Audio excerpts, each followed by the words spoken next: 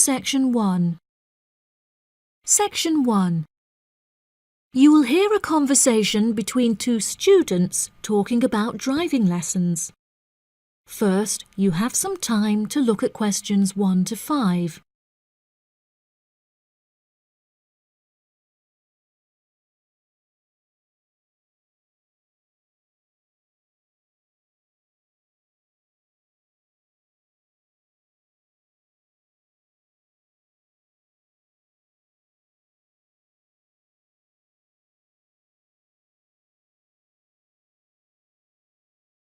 You will see that there is an example that has been done for you.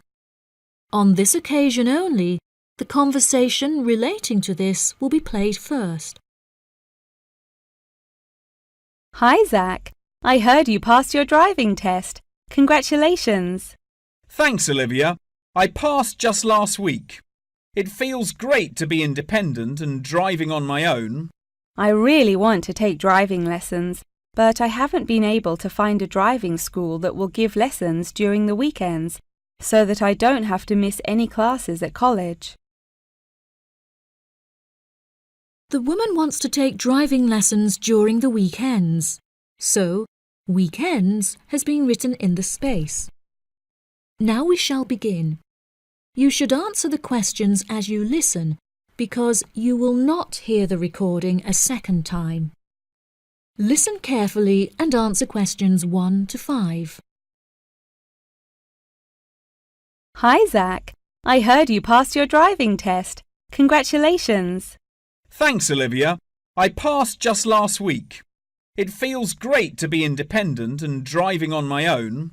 I really want to take driving lessons, but I haven't been able to find a driving school that will give lessons during the weekends, so that I don't have to miss any classes at college.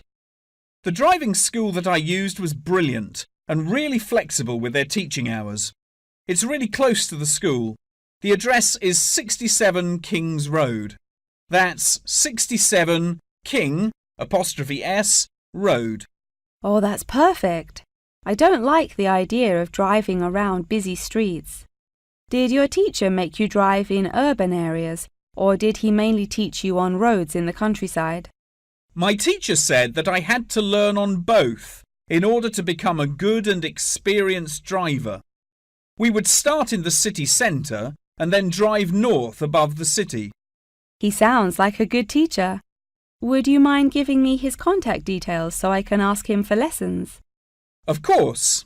My mother's friend Daniel Smith referred me to him. His name is Alan Sutcliffe. Could you spell the surname, please? Sutcliffe.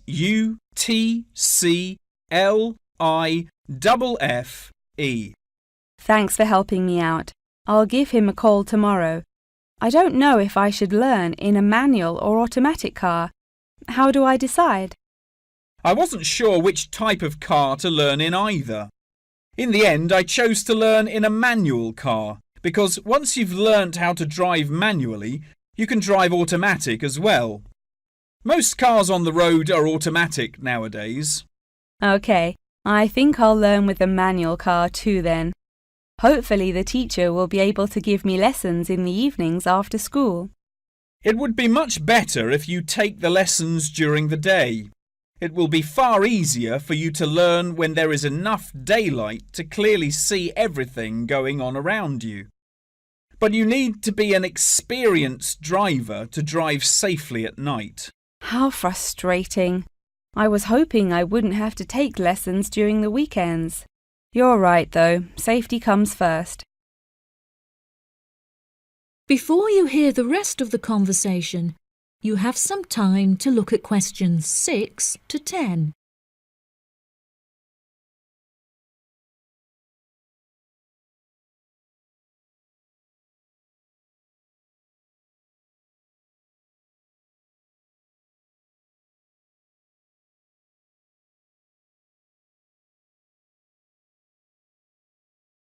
Now listen and answer questions 6 to 10. Speaking of safety, you should wait until summer to start learning. It's really difficult and dangerous to drive in the wind and rain as a learner, so you should definitely wait until the weather is sunny and dry. OK, that's perfect actually. It will give me some time to save up some money to pay for the lessons. Tell me about it. I had to work for months before I had enough money saved up. It was worth all the work when I finally got my driving licence, though. The whole process is so expensive. How much did it cost you in the end?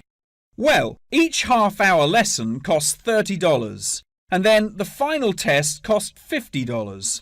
In total, it cost me about $300. Gosh, it's pretty expensive. How did you find the test? Was it really difficult? No, it wasn't too bad, and the man was really calm and friendly. I knew that I would have to perform 2 parking manoeuvres during the test, so I practiced them a lot beforehand, and that really helped.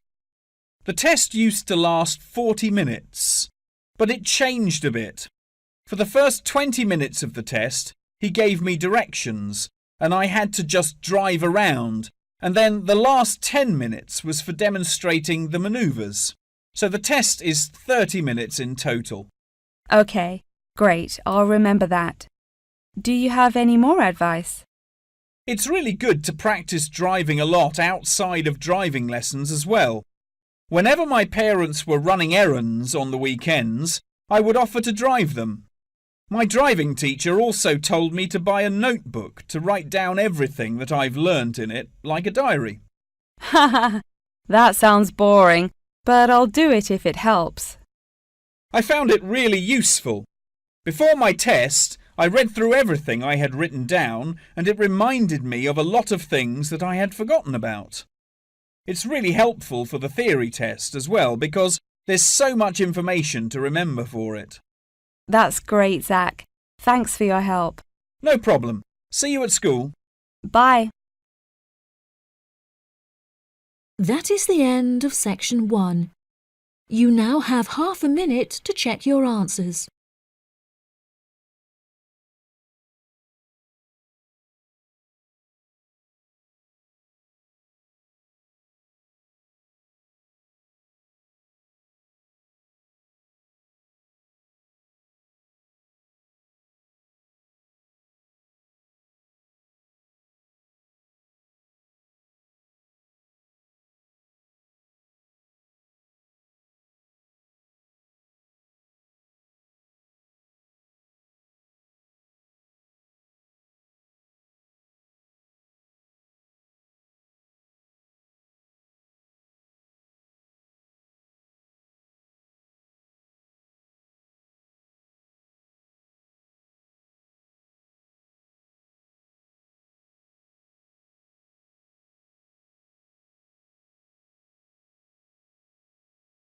Now turn to section 2. Section 2. You will hear a student union officer explaining about the union's functions and services to a group of new university students. First, you have some time to look at questions 11 to 15.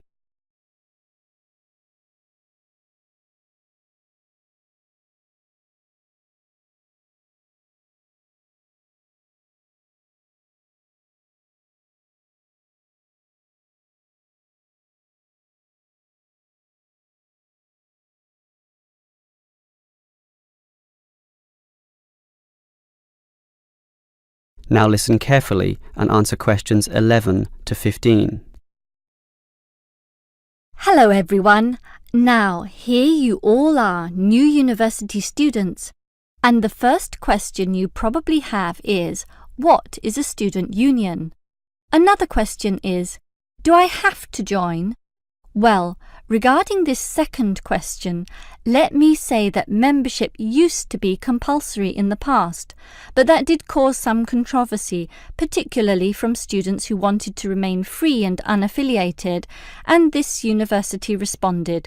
So, joining up is no longer compulsory. It's totally up to you, although I'll admit there is a fairly strong obligation to join, since all students benefit from the large variety of services that we offer.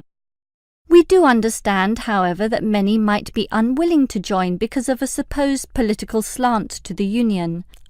Traditionally, student unions have been seen as being dominated by the left, and I suppose that's still true to a large extent. Here, however, at this university, our union discourages such one-sided viewpoints, and students across the whole political spectrum are welcome. Thus, if you feel that you are a conservative type, in other words, leaning to the right, you are particularly urged to join to provide a more balanced representation. Now, let me move back to the first question. What are we? We are a formal organisation, but totally independent of the educational body. We make our own rules, rent our own premises, and organise ourselves as we wish, and our mission is basically to help you. For example, do you remember how you all arrived in late February to have an orientation week? That gave you an invaluable induction into life here, right? Well, the student union organised all the festivities at the end of that. The barbecues, partying and drinking, and even the musical entertainment as well. We'll do that again on occasions, and as always, those events take place on the football ground. Now, do you have any questions before I move on? Before you hear the rest of the talk, you have some time to look at questions 16 to 20.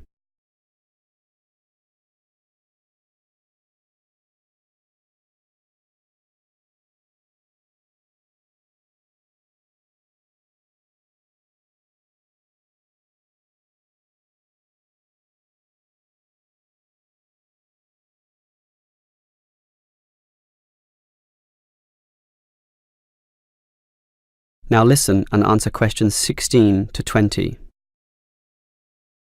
Now, let me tell you more about the student union and its basic functions.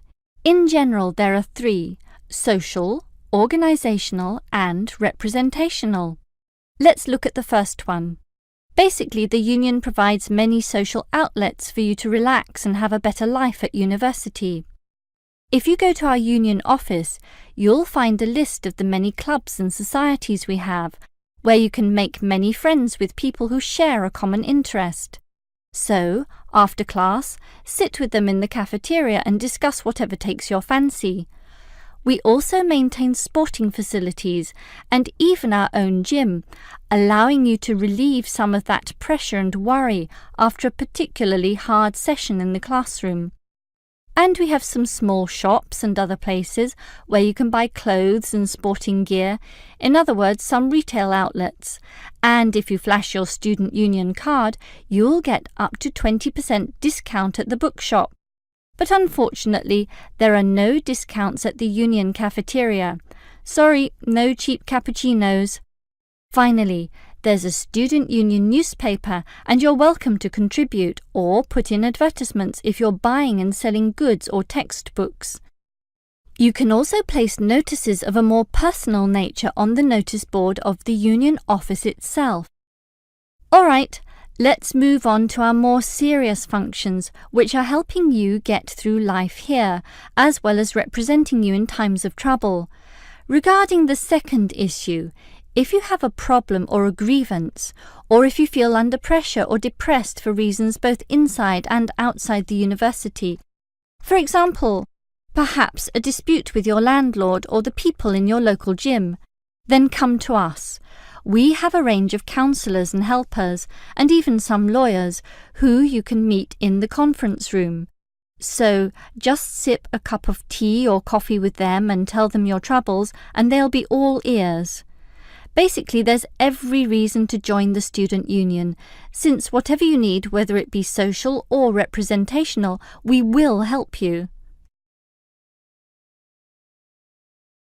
That is the end of section 2.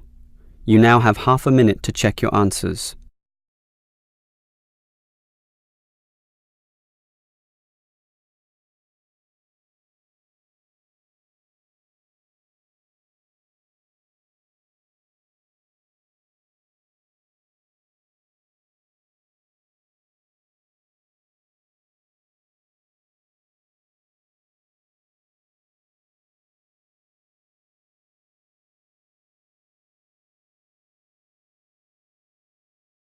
Section 3. You will hear a discussion between a business student called Marco and his personal tutor about the courses that Marco should take. First, you have some time to look at questions 21 to 23 on page 5.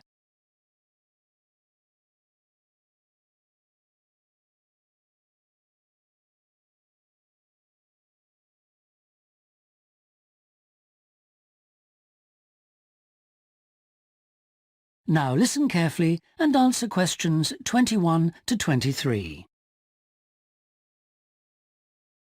Hi, Marco. Come in.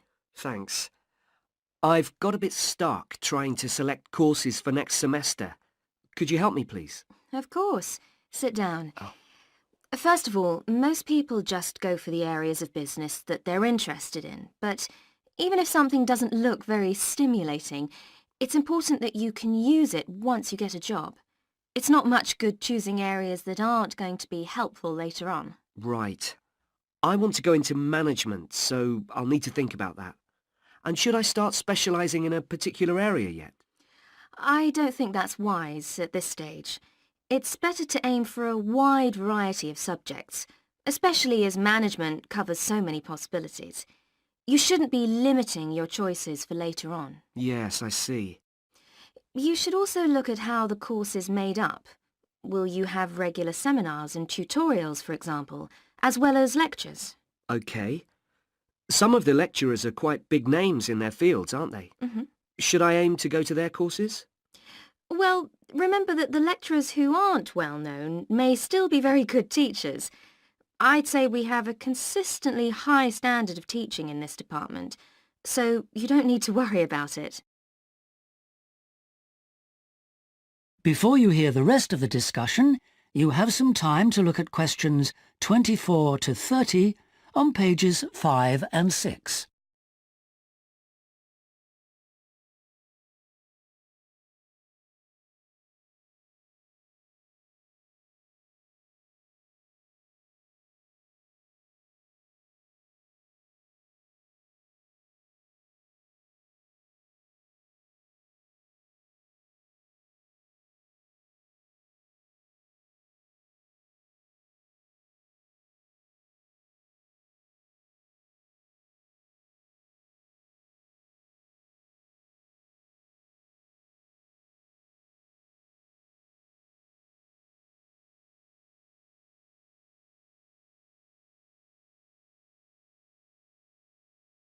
Now listen and answer questions 24 to 30.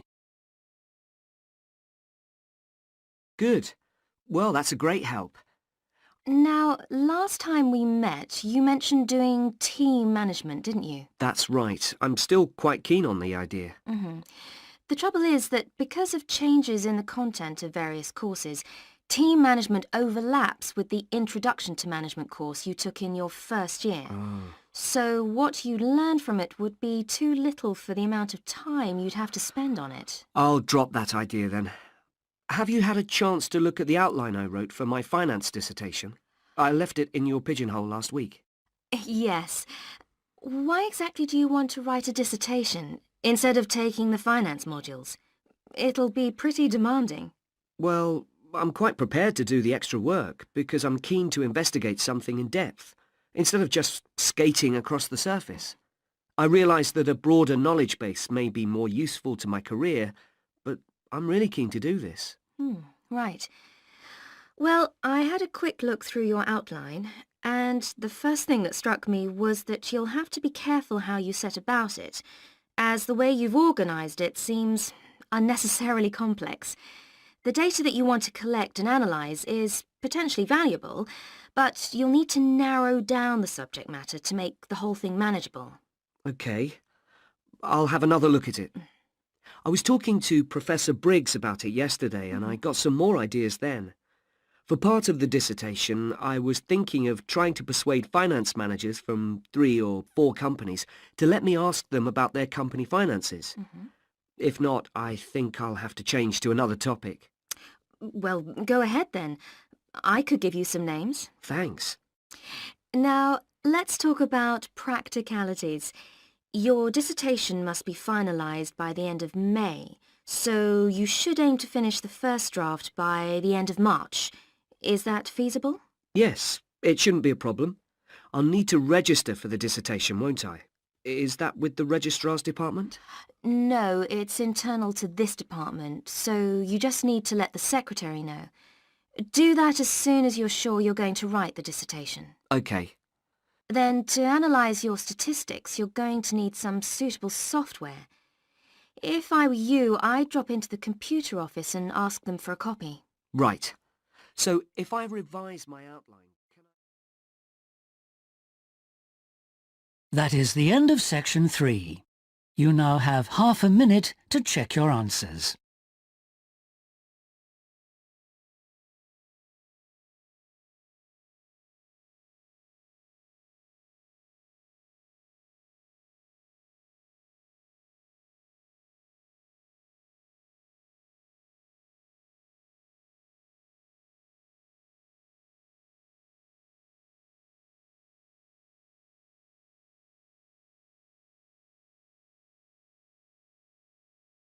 Now turn to section 4.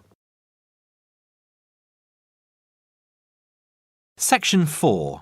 You will hear a talk on seasonal affective disorder. First, you have some time to look at questions 31 to 40.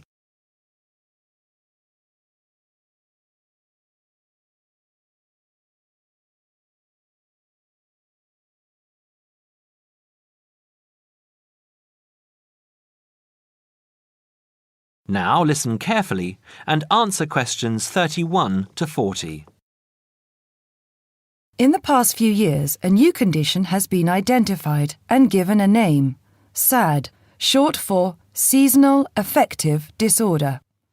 This is now recognised as a distinct kind of clinical depression, where people become depressed at the onset of winter, accompanied by a craving for sweet things, causing weight gain. Each spring and summer would then bring on almost maniacal highs and feelings of boundless energy and happiness. Experiments to combat this depression showed that increased exposure to bright light in humans could suppress their production of a darkness-related hormone called melatonin.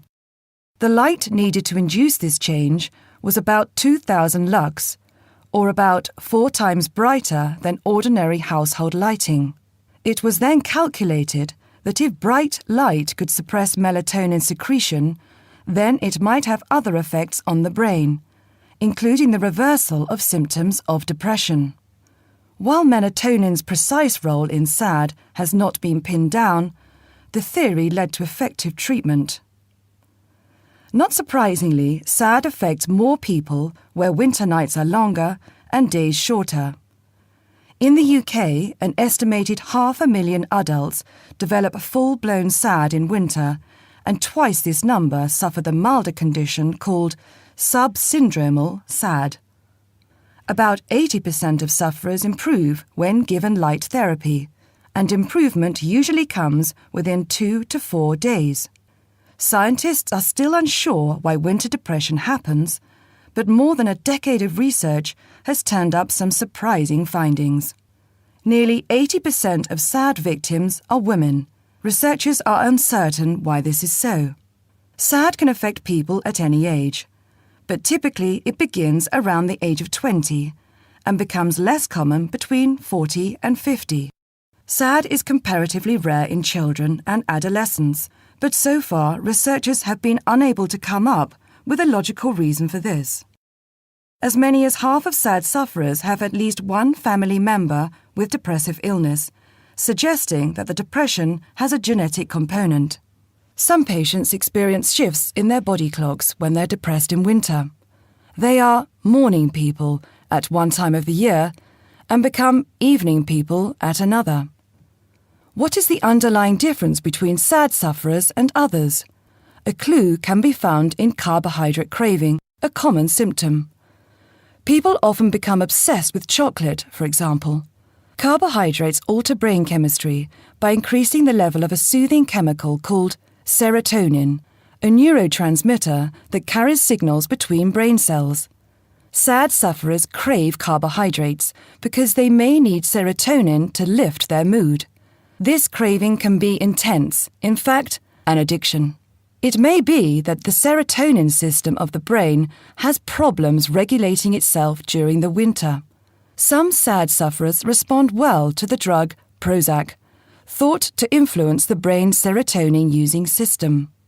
Other brain chemicals and hormones probably play a role in winter depression. Another neurotransmitter, dopamine, for example, may be inadequate in certain cases. Researchers hope to uncover clues to SAD's secret by probing similarities between SAD and hibernation. Though no valid link between the two has been established, some SAD patients say they feel like hibernating animals. SAD sufferers tend to put on fat in autumn and early winter, roughly the time when such hibernators as bears and squirrels do. That is the end of section 4. You now have half a minute to check your answers.